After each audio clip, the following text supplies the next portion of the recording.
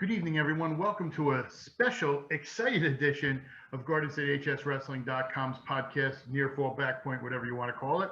I'm your host, Donald J. Brower, and we have an exciting week because we got some sort of clarification on what's going on for the season. Before we get to that, we got a great interview with Pat Glory coming up, a kid I've known since he was, I think, his first high school wrestling match for Delbarton, and now he's down in Princeton and kind of what he's doing and everything we're going with. And we also have those rules, but I don't want to forget my sponsor, the man who makes this possible. And it's fitting that we'll talk with Pat Glory about this.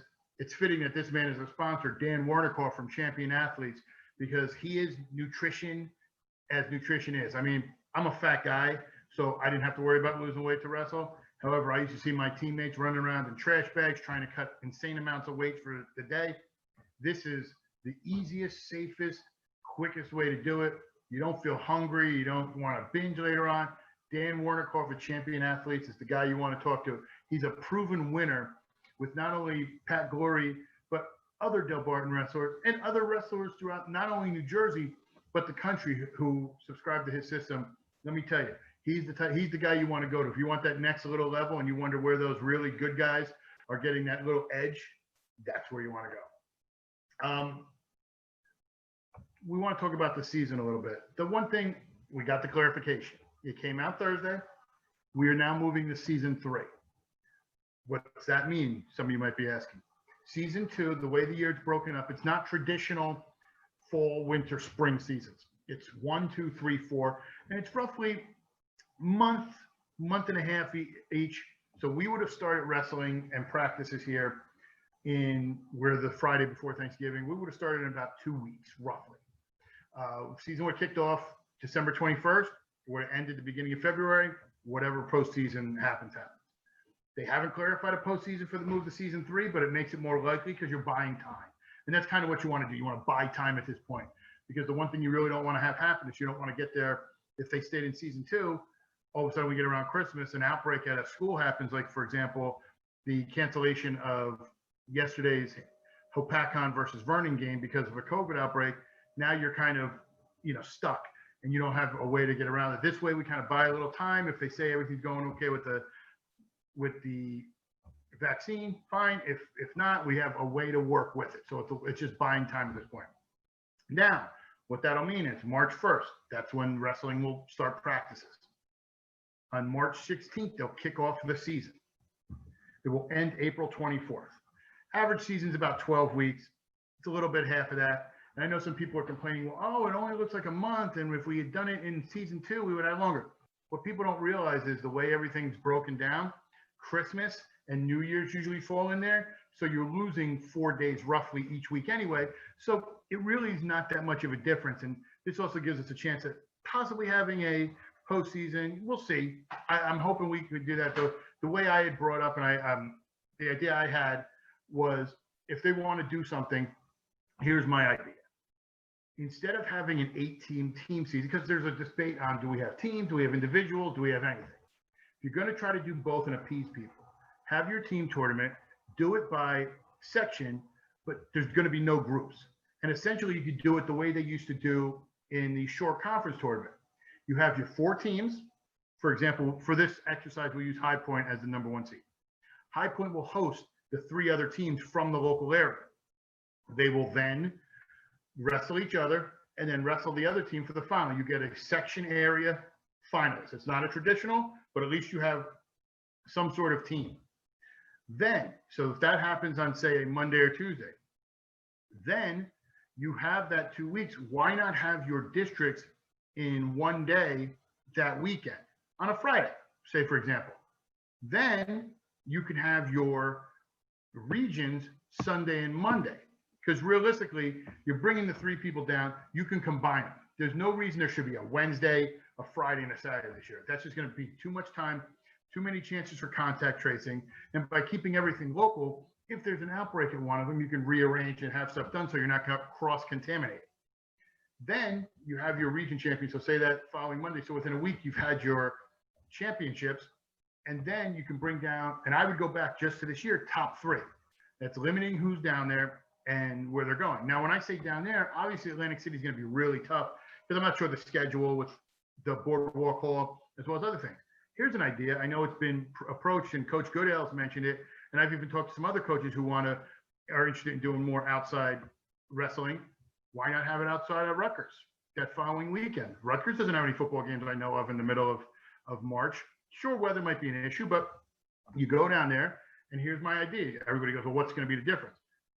Have the outdoor mats, spread it out, and basically wrestle each day. So Thursday would be your 106 to 145. Get to the semifinals with your other matches. Then you get to the main the next day, 152 to heavyweight. Wrestle the semifinals. Then that Saturday, you can then have the semifinals, finals, and all your championship matches. Now, I'm not 100% sure what they're going to do with the girls tournament. I think there's going to be, they'll probably wind up having somewhere different that could be hosted out of Rutgers. With there no regions really or districts you have to worry about, you might be able to space it in between, maybe do it the weekend before, maybe that Saturday in between my proposed districts and regions. You can have the girls regions, and then the following Sunday you can have their state tournament. I'm not sure how they would work that, but that would probably be the best way you want to go with it, just because you don't want to have everybody there at the same time, give them their information. That's probably the best way. I'm not on the board. I have no say. There's no pull I have. I mean, I'm sure they look at my website because I've gotten calls about some stories I've written. But as far as actually having any say down there, I really don't think it is. And we're also assuming the NJSIA is going to run the state tournament. I've heard rumors an outside organization might wind up coming in, possibly running something, whether that's USA Wrestling or another. That's completely out of my realm. And, we'd love to have some sort of ability, because you want to have those kids have the ability to go out there and perform and win a championship, or at least compete for something. I think it's an injustice if you're basically giving them 15 matches and all of a sudden it's, oh, okay, that's the end of your season. I understand football is different. Football is also judged in a different way, and you want to have the best wrestle the best. So I understand that, but you never know. It's in flux. Just be happy we're having something. Hopefully everything will be cleared up. It won't be an issue. Maybe they give us a little extra time where everything is done correctly, but at least we bought time. The season is not canceled. They say as long as you have a chance, you still have a chance to compete. And that's what we have right now, a chance. So let's hope everything goes well and nothing else happens. Now, let's go to my interview with Pat Glory. He's, like I said, Pat Glory, one of the nicest kids you can meet.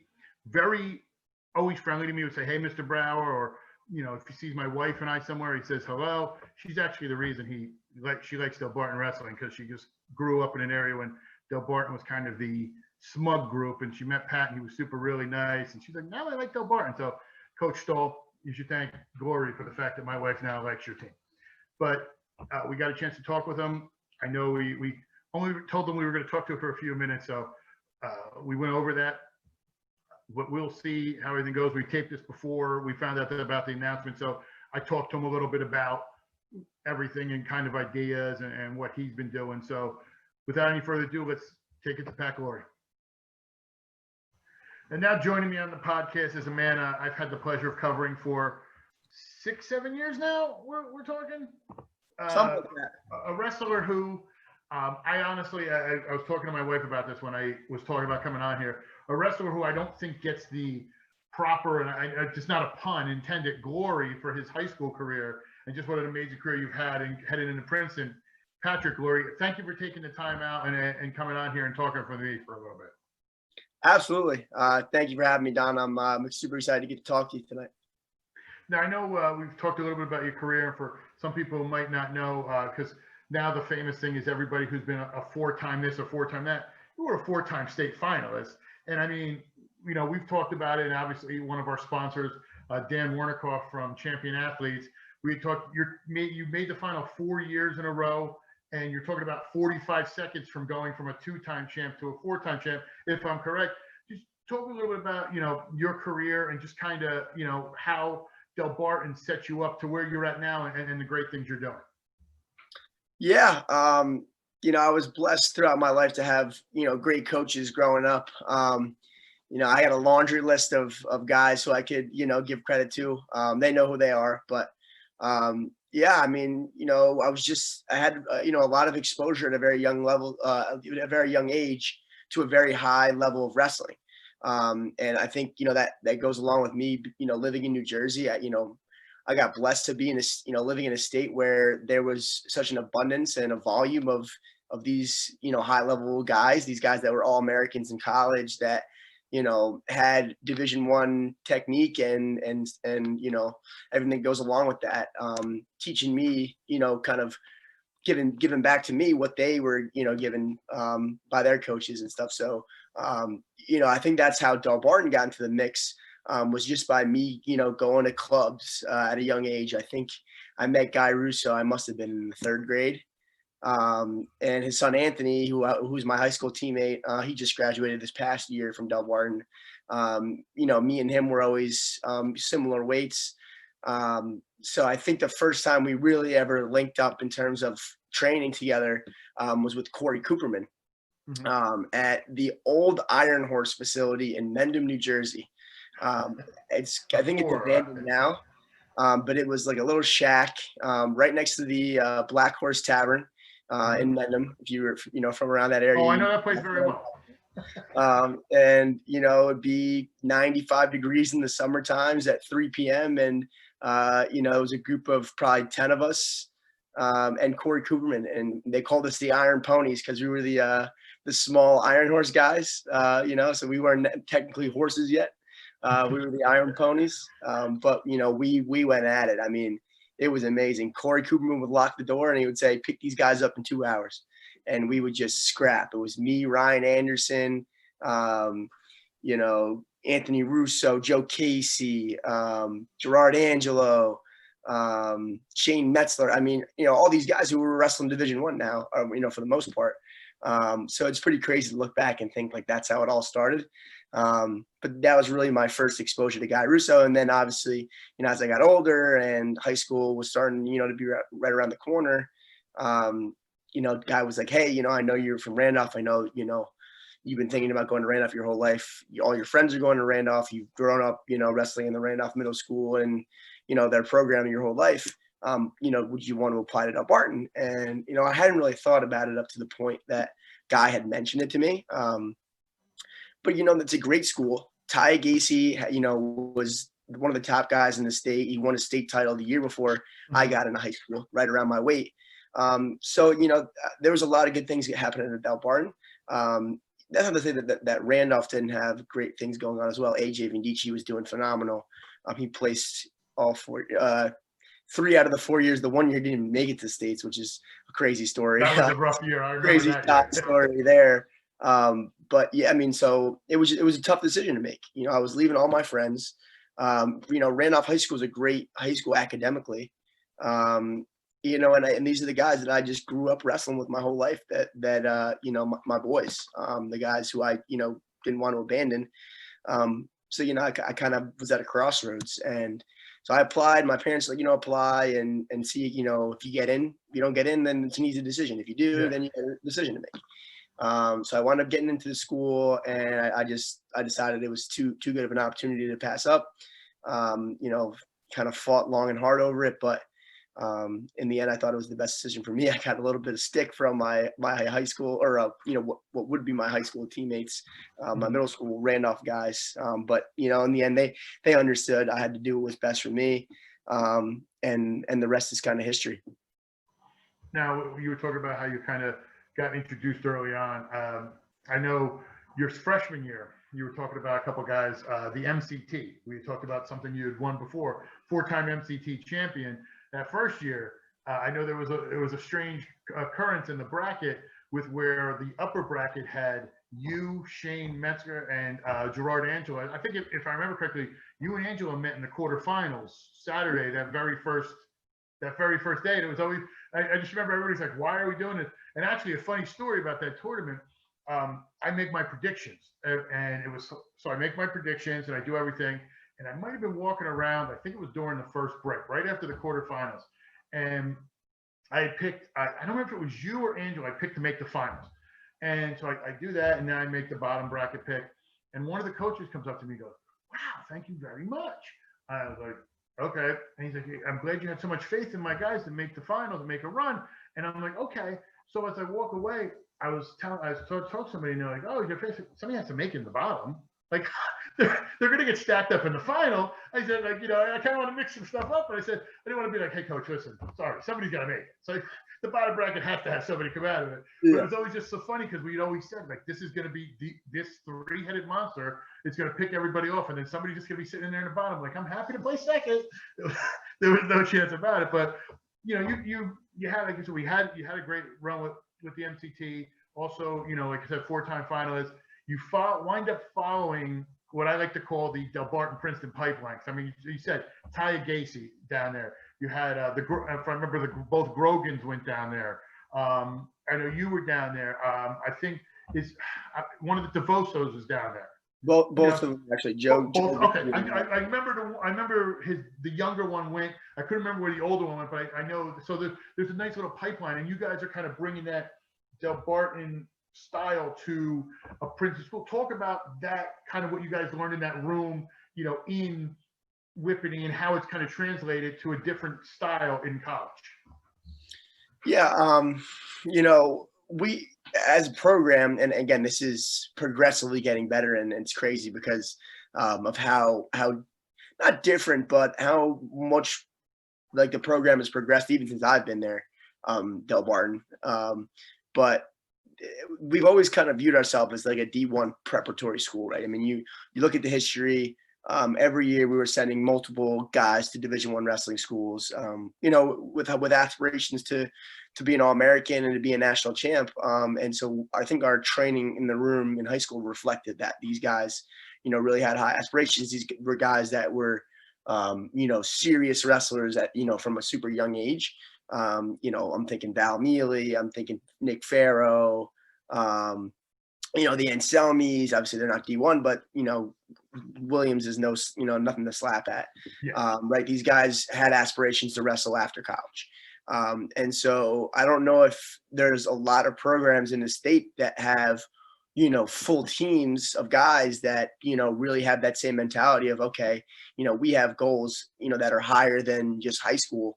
And we got to train for that. And by training for something bigger than high school, it almost doesn't put it on this pedestal. It kind of makes it almost like human, if that makes sense, right? It's not like this big grandeur thing that's unachievable. It's just part of the process.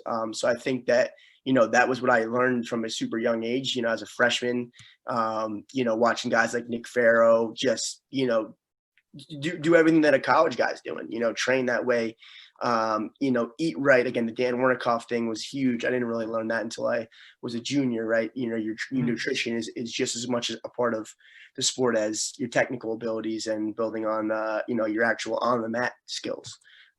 There's a whole nother animal to this sport.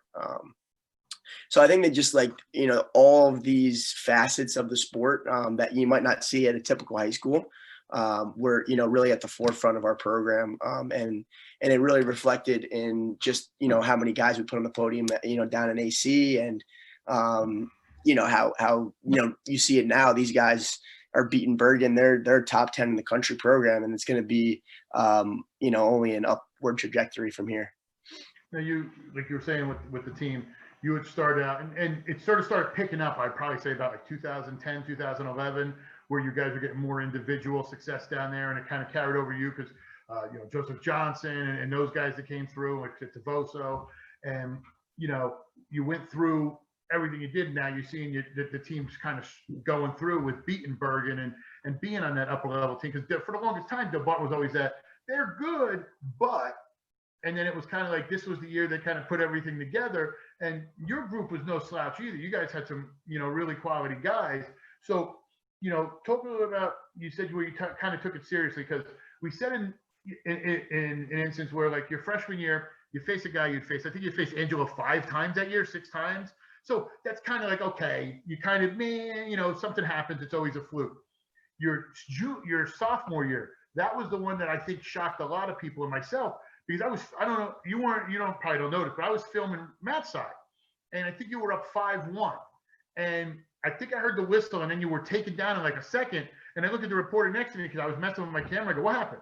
He goes, he got taken out. I was like, oh, I think he's, and then you told me you were a little bit with the energy.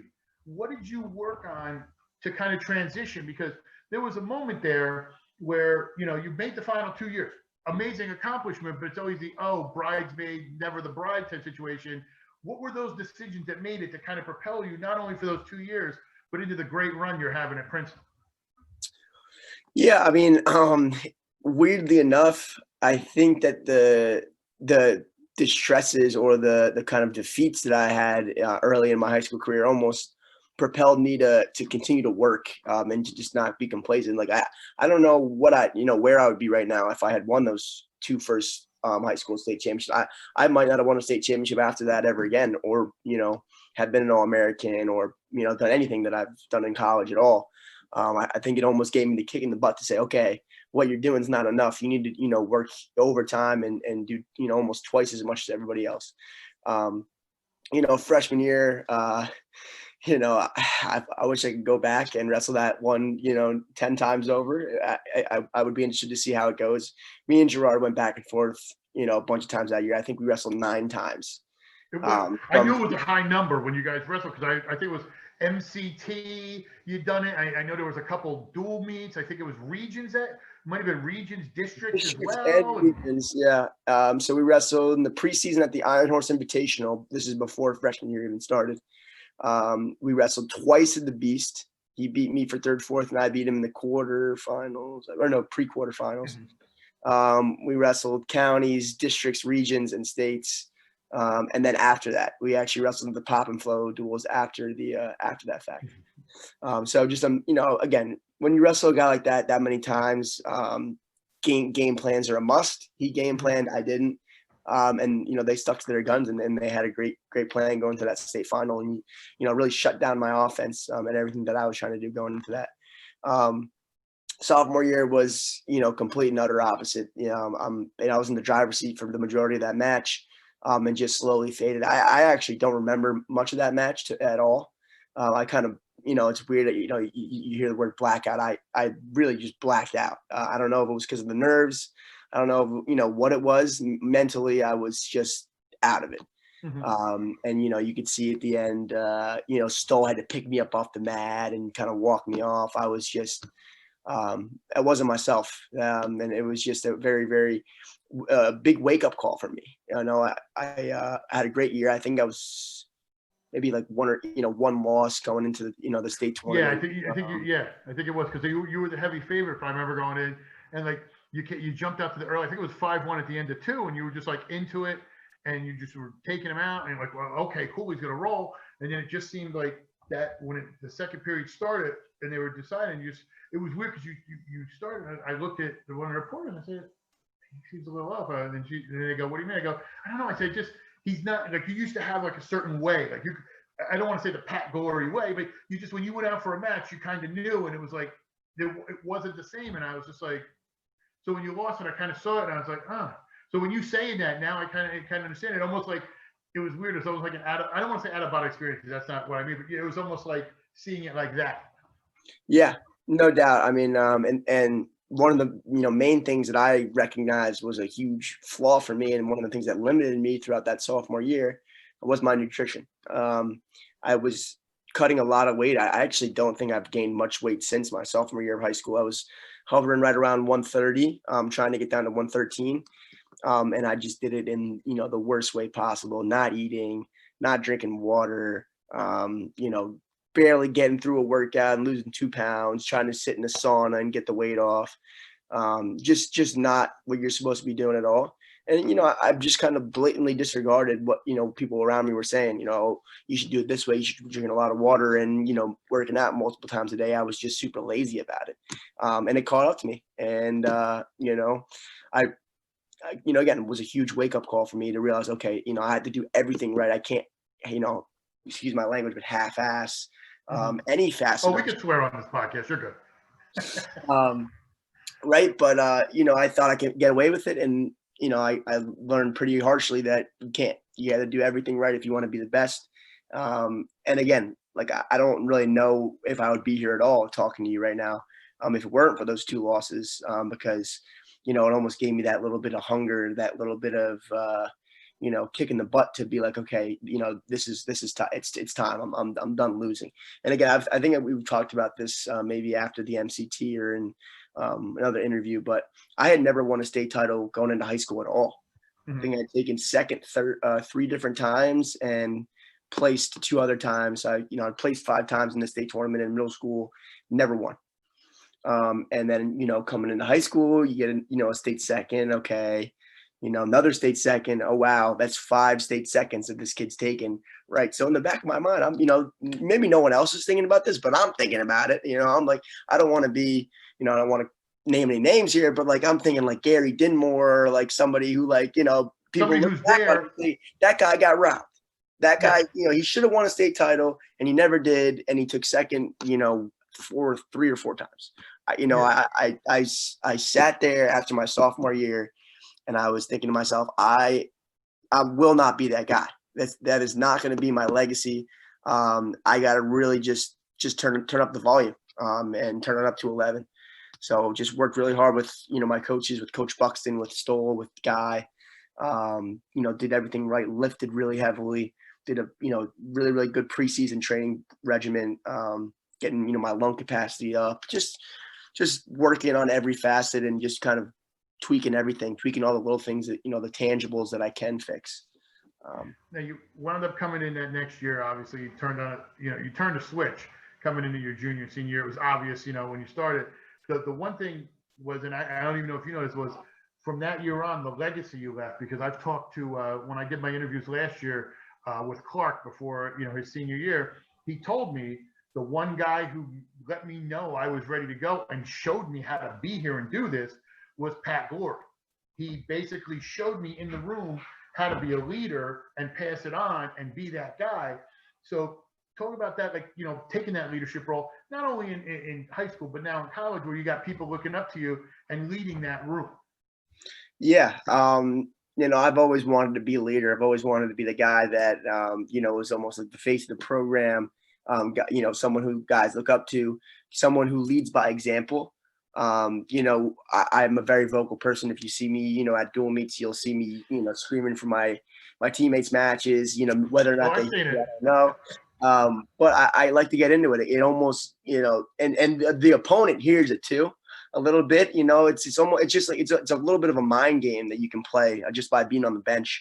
But yeah, I just wanted to be the guy that, helps motivate the team to do, bigger and better things. And so AC, coming in as a freshman at my junior year, I knew how good he was. I grew up with him. I was around him. He was, youth stud, in every sense of the word. So I was super excited to get him in the room and, to start working with him. And, I didn't baby him, he came in the room and we would scrap and I would lay it on him just like the guys, who were juniors and seniors when I was a freshman did to me. It's a ritual, right? Of just, you take your lumps and you learn from it and, you get better because of it, right? You get tougher, you get meaner, you get, more mature because of it. So I think AC, kind of realized that. And then again, the guys that were juniors and seniors my year were gone, right? So those leaders who were there when I came in, non-existent anymore. I had to kind of, pick up their role. And our class was amazing. If you know any of the guys that were part of my graduating class, You guys had a really good, a lot of really good leaders. Trey Zombic, Travis Tavoso for one, Anthony Siragusa, Cole Creshpain, everybody in my class, I think, contributed to the leadership of that wrestling team in a lot of different ways. But, AC just, he wanted it, and you could tell from, coming in, he didn't want to waste any time. He wanted to figure out how to be the best early. And I forget how he did at the Beast. I want to say he placed. I forget how high. I want to say he was top 3 or 4 that year. Right, I think he was high. He wasn't. I don't think he made the final, but he was pretty high. Right. So like again, I kind of saw myself in him a little bit from that first tournament where he didn't win. It wasn't like he was reaping in the all the treasures off the, right away. but it showed him that he was right there with these guys, and it gave him a little bit of motivation. He's like, okay, it's time to work. And again, the fact that he's down with me at Princeton now is awesome, because it's kind of like back to square one. Like, for me, transitioning from high school to college, like, I was the guy. My senior year of high school, poster boy from New Jersey wrestling, coming off 2 undefeated high school seasons, and then you're a nobody again, right? So you got to just completely flip the switch and let your leave your ego at the door, so to speak, and just get on your workhorse. And so again, we're in a really weird time right now. We don't have Princeton's facilities at our disposal. We don't have a lifting coach. We don't even have a trainer. We've been wrestling out of a wrestling club down in Hillsborough, which, again, Rodney Van Ness, shout out to you, and Rhino Wrestling Club for letting us at the NJRTC train out of your place.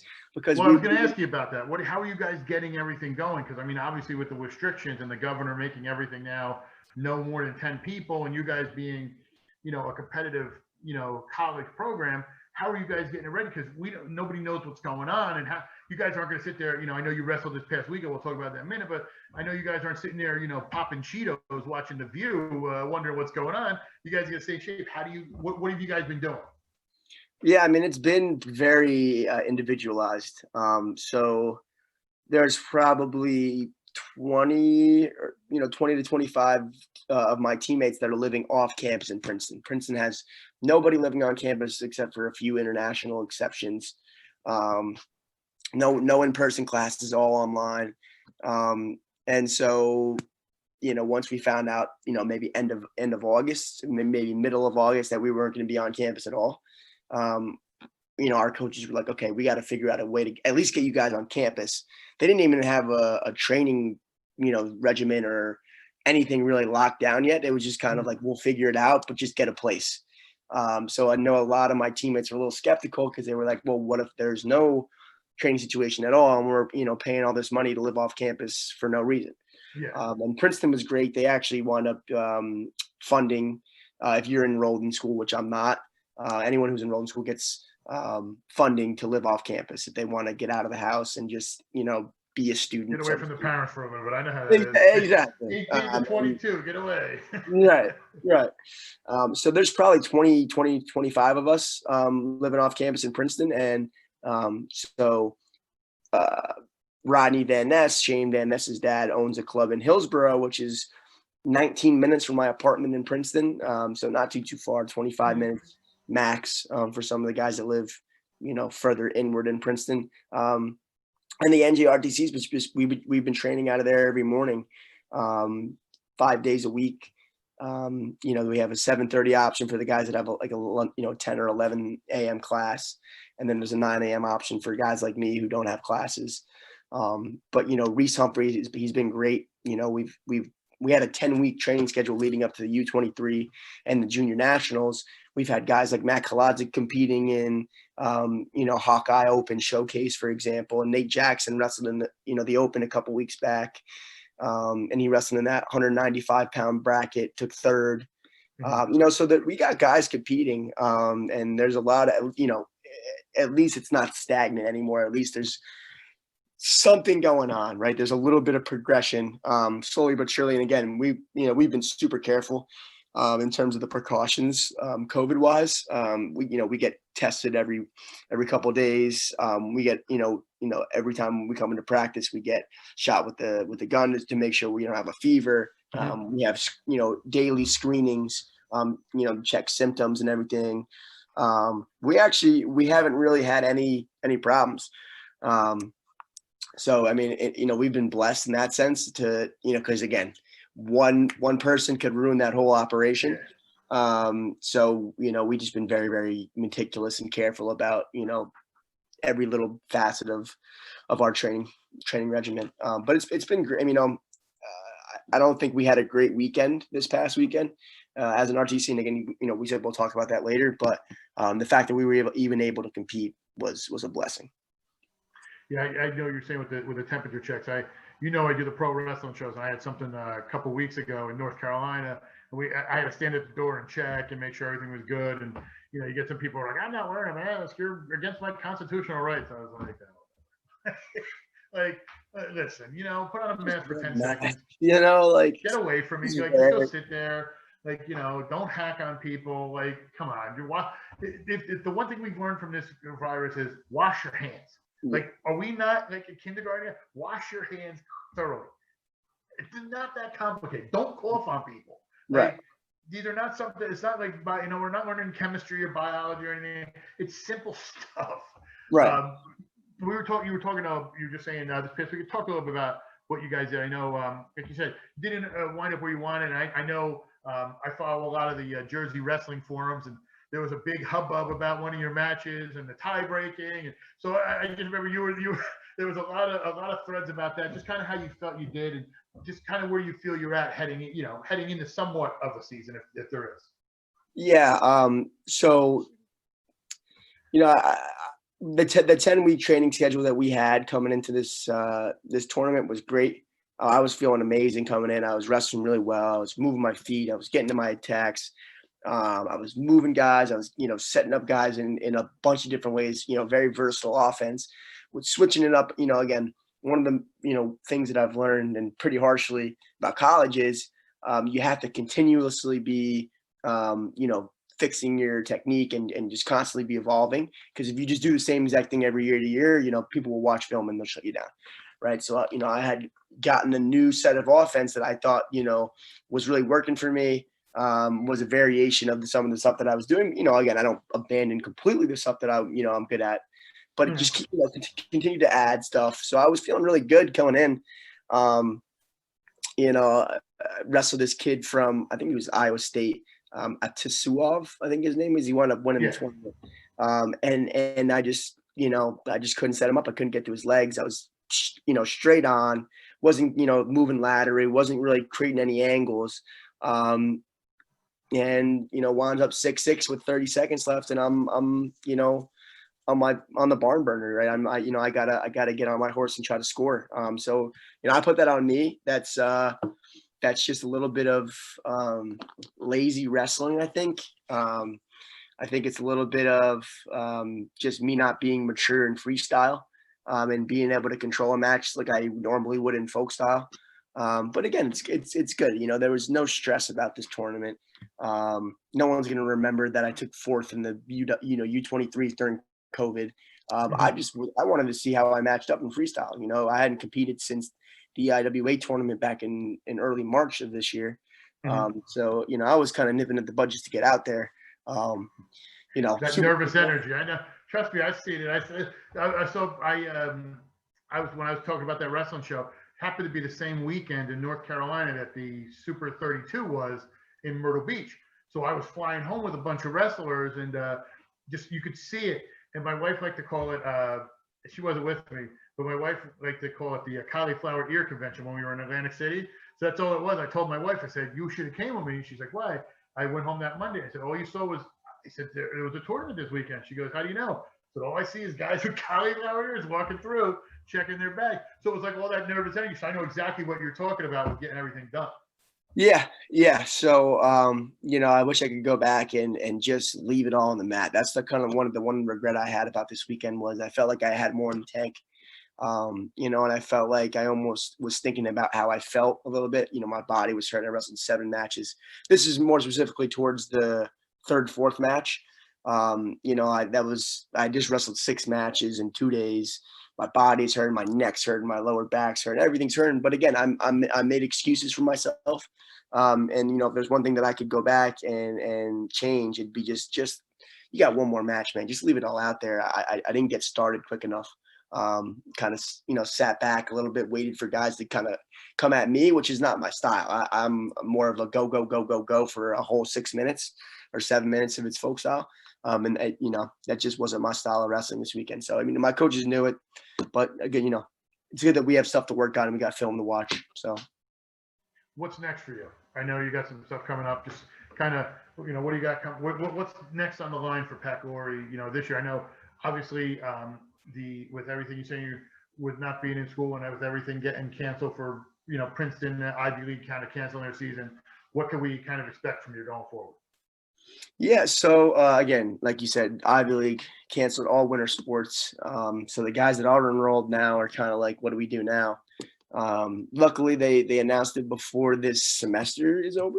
So, and I'm crossing my fingers and knocking on wood that this is the case, that we're back to normal next year.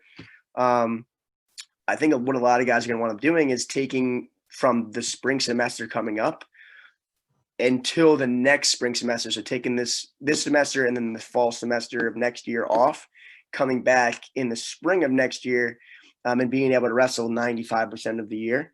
Because the only thing you really miss is like the Midlands, the Princeton Open, and maybe 2 dual meets. Yeah. And they can still wrestle in the open tournaments unattached, right? So I think that's a lot, at least like what our starters that are enrolled in school. I think there's only a couple. Like Marshall Keller, for example. I know he's working on getting his paperwork to take a leave of absence from the spring to the spring, because at Princeton, obviously there's no red shirts. So you have to take a leave of absence from school. So completely take yourself out of classes. It could be for whatever reason you want, it could be for mental health, it could be for family, whatever it may be, that, you just have to apply. And it has to be 2 semesters in a row.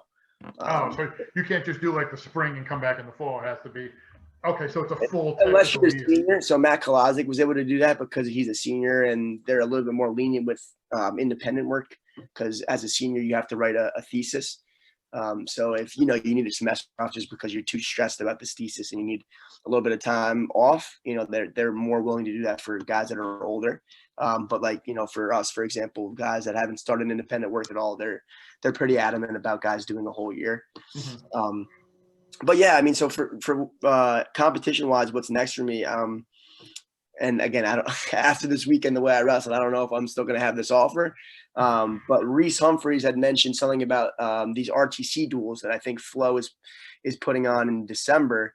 So the NJRTC, I think, is teaming up with the SERTC, which is Virginia Tech's regional training center, and I think Lehigh, the LVAC, to create a team.